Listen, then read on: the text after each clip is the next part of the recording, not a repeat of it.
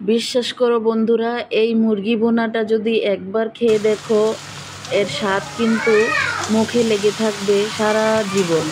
কথা দিলাম বন্ধুরা, এভাবে একবার রান্না করে খেয়ে দেখো। এটা হলো আমাদের কুমিল্লার ঐতিহ্যবাহী একটি মুরগি ভুনা। একদম এ টু জেড রেসিপি ফলো করে এবং রান্নার ধরন ফলো করে তোমরা রান্না করবে এভাবে।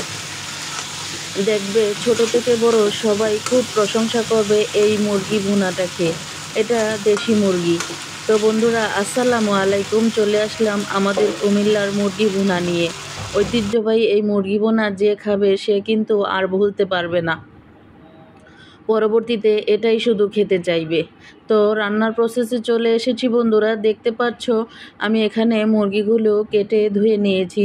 এখানে ছোট ছোট দুটি বাচ্চা মুরগি আছে। তো আজকে আদা রসুন পেস্ট শেষ হয়ে গিয়েছে, তার জন্য আমি কি করলাম, ইনস্ট্যান্ট বুদ্ধিটা মাথায় এনে আদা রসুনকে থেতো করে আমি এখানে 2 চামচের মতো দিয়ে দিয়েছি। এতটা মজা হয়েছে বন্ধুরা, কি বলবো, আর এতটা সুঘ্রাণ, মনে হয় যে চিকেন ছাড়া শুধু ঝোল দিয়ে ভাত খাওয়া যাবে, এতটা মজা হয়েছে।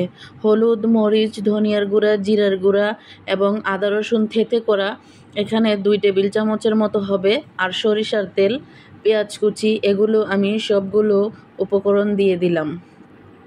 স্বাদ বাড়ানোর জন্য কিছুটা কাঁচামরিচ দিয়ে এখন আমি হাতে সুন্দর করে মেখে নিলাম কচলে কচলে।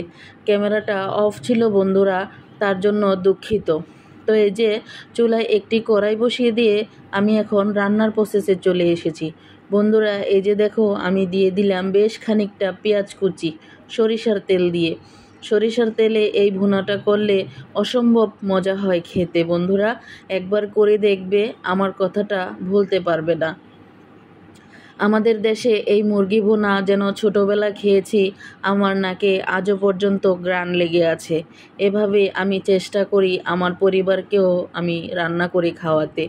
তো এই যে দেখো আমি অনেক সময় গ্রামে যাই আমার ফুফুর হাতে রান্না খাওয়ার জন্য। আমার ফুফুরা এইভাবে সুন্দর করে মুরগি ভুনা করে খাওয়ায় আমাদেরকে। একদমই দেশি পালের মুরগি। আলহামদুলিল্লাহ আমার ফুফু আছে, সে আমার বাবার মতো আমাদেরকে খাওয়ায়। নিজে না খেয়ে আমাদের জন্য একটা জিনিস কিন্তু পাঠিয়ে দেয় ঢাকা শহরে।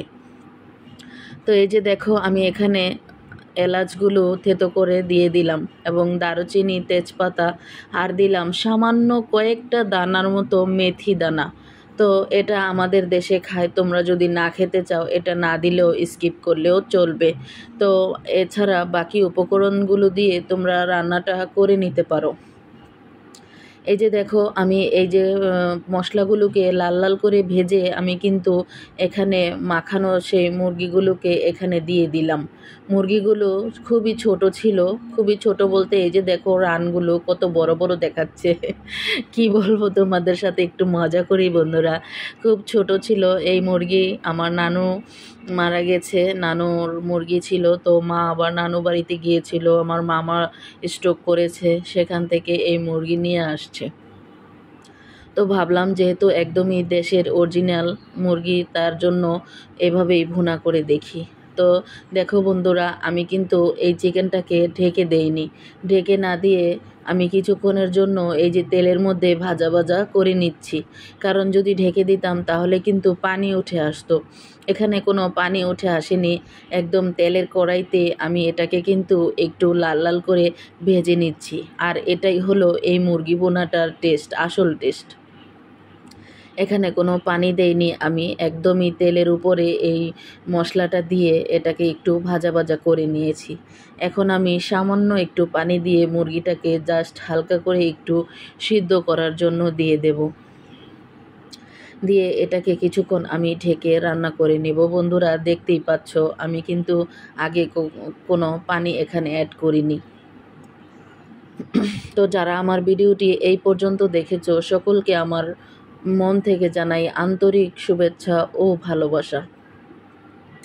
তোমরা আমাকে ভালোবাসো বলেই আমার ভিডিওটি দেখো, আমি তা জানি।